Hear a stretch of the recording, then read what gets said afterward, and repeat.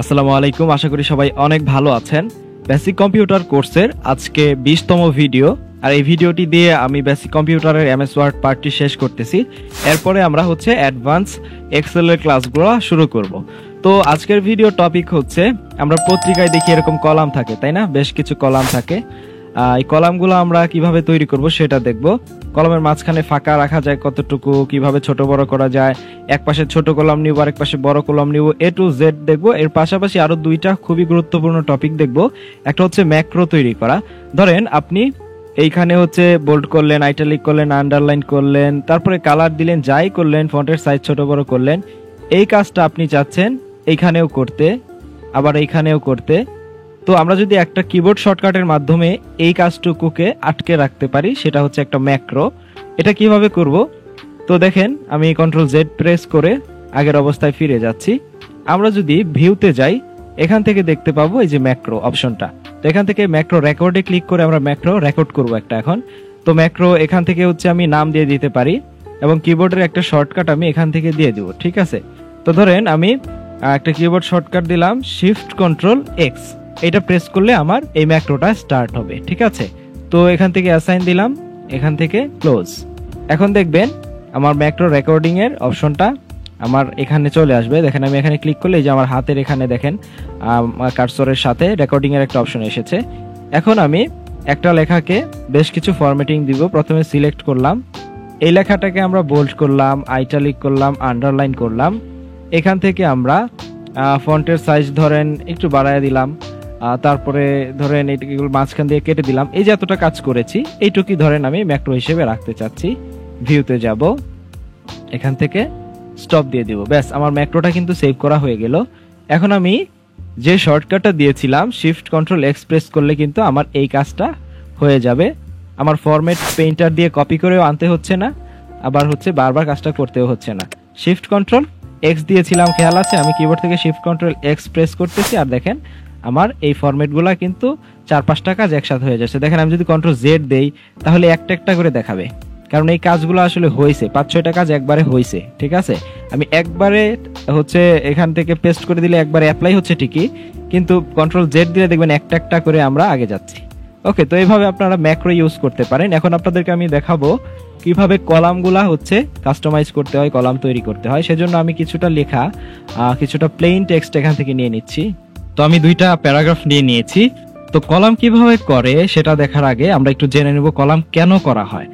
আসলে কলাম করা হয় বেশ কয়েকটা কারণে। মনে করেন আপনি পত্রিকা পড়তেছেন, পত্রিকায় অনেক লেখা রয়েছে এবং সেই লেখাগুলো অনেক ছোট ছোট।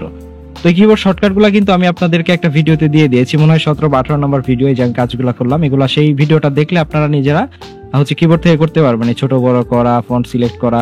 তো যাই হোক, আমরা পত্রিকার লেখাগুলা যে দেখি অনেক ছোট ছোট লেখা থাকে, সেই লেখাগুলা আমাদের যখন আমরা পড়ি তখন এত লম্বা লম্বা যদি লাইন থাকতো, ধরেন প্রথম লাইনটা আপনি পড়েছেন এই পর্যন্ত, শেষ করার পরে দ্বিতীয় লাইন কিন্তু আপনি খুঁজে পাচ্ছেন।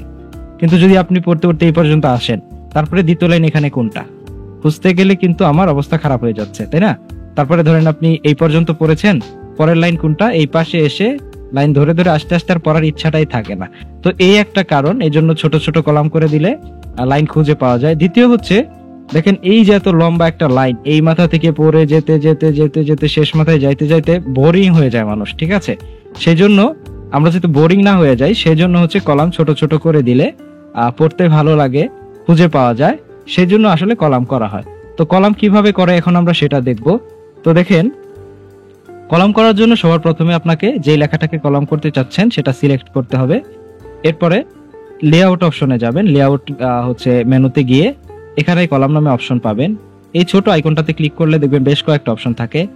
1 কলাম করা আছে এখন, এই জন্য এইখানে দেখেন লাইট জ্বলতেছে, এই যে লাইট জ্বলতেছে। তো যদি 2 কলাম করি, আমাদের এরকম 2 কলাম হয়ে যাবে। কন্ট্রোল জেড দিচ্ছি, 3 কলাম করলে 3 কলাম হবে। দেখেন এখন লাইনগুলা কিন্তু ছোট ছোট লাগতেছে, পরে শেষ করতে মজা লাগবে, তাড়াতাড়ি শেষ হয়ে যাবে, ভালো লাগবে। এইখানে পড়েছি, পরের লাইন কোনটা সহজে কিন্তু আমরা খুঁজে পাবো। এখানে পরের লাইন এইটা, সেটা কিন্তু আমরা সহজে খুঁজে পাবো।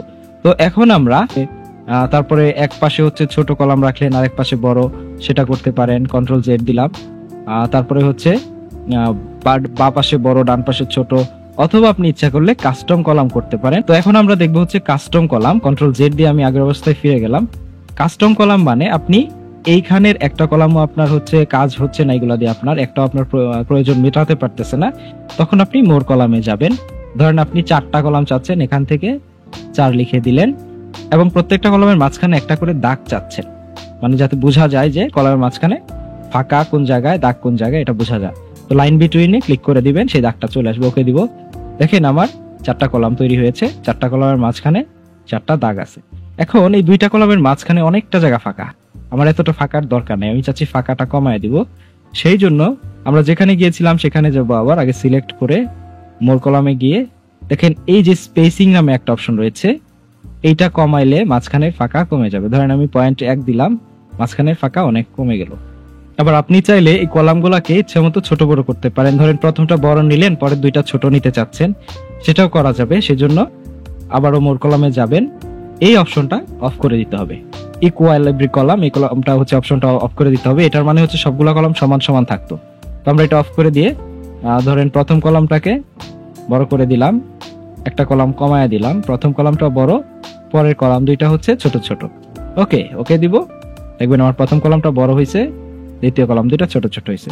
এখন আপনি চাচ্ছেন কলাম ছুটায় দিতে, আমার কলামের দরকার নাই। সিলেক্ট করবেন, সিলেক্ট করে এখান থেকে 1 কলাম দিয়ে দিবেন, ব্যাস আপনার নরমাল হয়ে গেল। তো কলাম নিয়ে তো আশা করি আর কোনো সমস্যা হবে না। কোনো সমস্যা হলে আমাকে কমেন্টে জানাবেন, আমি যথাসাধ্য চেষ্টা করবো বোঝানোর জন্য। এবং সর্বশেষ হচ্ছে সেভ করা। আমি সারাদিন কাজ করলাম, এত এত কাজ করলাম, কিন্তু আমার সেভ করতে মনে নাই, খেয়াল থাকে না, কন্ট্রোল এস চাপতে মন থাকে না। তো এই কাজটা অটোমেটিক কিন্তু আপনি সেট করে রাখতে পারেন, 2 মিনিট পর পর অটোমেটিক সেভ হবে। তো সেই জন্য ফাইলে যাবেন, অপশনে যাবেন, এখান থেকে সেভে ক্লিক করবেন। এখান থেকে আপনি 2 মিনিট 5 মিনিট যতক্ষণ পরে পরে চাচ্ছেন যে অটোমেটিক সেভ হোক, ততক্ষণ সেট করে দিয়ে, সাধারণত 5 মিনিট হলে দিলেই সুন্দর হয়। আবার যারা অনেক হচ্ছে হেভি কাজ করেন, অনেক কোডিং মোডিং টাইপের কাজ করেন, হালকা একটু চেঞ্জ হয়ে গেলে সমস্যা হইতে পারে, তাদের জন্য 2 মিনিট 3 মিনিট দিলে ভালো। ওকে দিয়ে জাস্ট এখান থেকে ওকে দিয়ে দিবেন। আপনার 3 মিনিট পরে, আমি 3 মিনিট যেহেতু দিছি, 3 মিনিট পরে পরে অটোমেটিক সেভ হতে থাকবে। তো এই ভিডিওটা এই পর্যন্তই, এবং এই ভিডিওটার মাধ্যমে আমি এমএস ওয়ার্ডের পার্টটা শেষ করতেছি। বেসিক কম্পিউটার কোর্সের এমএস ওয়ার্ডের এটা শেষ ভিডিও। আরো যদি কোনো টপিক বাদ থাকে আমাকে কমেন্টে জানাবেন, আমি চেষ্টা করব সেগুলা আরো কোনো 1-2টা ভিডিও হয়তো বা আপনাদের জন্য বানাতে, বেসিক কম্পিউটার কোর্সে এমএস ওয়ার্ড পার্টের জন্য। নেক্সট ভিডিও থেকে আমরা এক্সেল এর অ্যাডভান্স ক্লাস শুরু করব। তো সেই পর্যন্ত সবাই ভালো থাকবেন, সুস্থ থাকবেন, আল্লাহ হাফেজ।